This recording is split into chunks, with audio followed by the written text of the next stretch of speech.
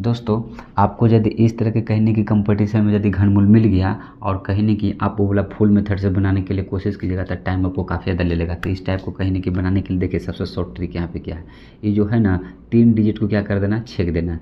तो 3 डिजिट को 3 अंक को जब छेकेगा ना तो सबसे लास्ट वाला अंक को यहाँ पे क्यू कर देना। तो सबसे लास्ट वाला अंक 7 है, तो 7 का क्यू यहाँ पे होता है कितना, इतना तुमको याद रखना चाहिए हमेशा। तो 7 का क्यू कितना होता है 343। तो 343 नहीं लिखना है, लास्ट वाला लिख देना है, 3 है। 343 का लास्ट वाला कोच ये 3 है। अब जो आया ना 148, अब इस 148 को सोचना है कि किसके क्यू के बीच में है। तो ये 148 देखिए किसके क्यू के बीच में है जी, यहाँ पे देखिए 125 और 216 के बीच में है। किसके बीच में है, 125 और 216 के बीच में कौन है, 148 है।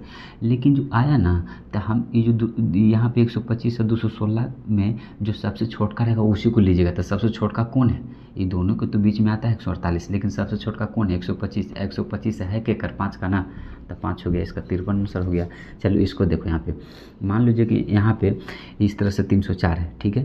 तो इसको सबसे लास्ट वाला अंक यहाँ पे कितना है, 4 है। तो 4 के क्यू के सबसे लास्ट वाला देखेंगे तो 4 का क्यू कितना हुआ, 64। तो 64 के सबसे लास्ट वाला कौन है, 4 ना, तो 4 लिख देंगे। अब जो 39 है ना, ये जो लास्ट वाला ये जो 39 आया, तो 39 को देखिए कि किसके किसके बीच में है, ठीक है।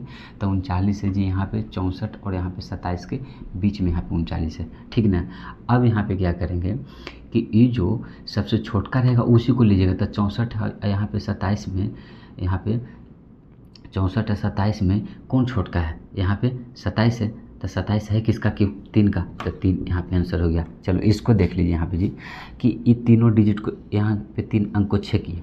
3 अंक को जब यहाँ पे पकड़ के रखेगा तब यहाँ पे सबसे लास्ट वाला कौन है, 3 है। तो 3 के क्यू होता है कितना जी यहाँ पे, तो 3 के क्यू यहाँ पे कितना होता है, 27 होता है, ठीक है। तो सबसे लास्ट 27 के सबसे लास्ट वाला लिखिएगा, 7 लिख दिए। अब बचा 103। तो 103 है केकरा केकरा बीच में जी, तो 103 पता है किसके किसके बीच में है, इसके बीच में 64 है ना।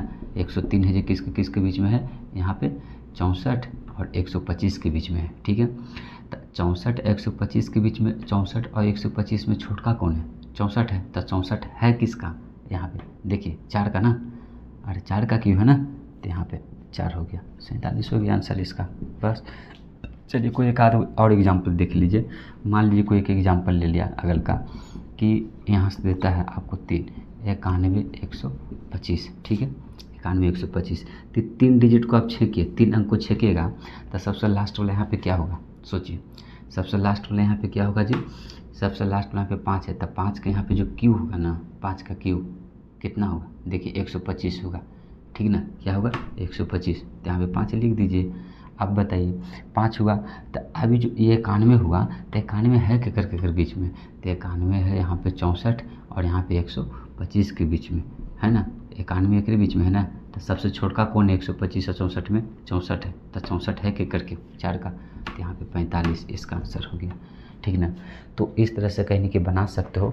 यदि वीडियो अच्छा लगा हो तो तुरंत सब्सक्राइब कीजिए और इसी तरह के वीडियोज़ को पाने के लिए यहाँ पे कमेंट बॉक्स में लिखिए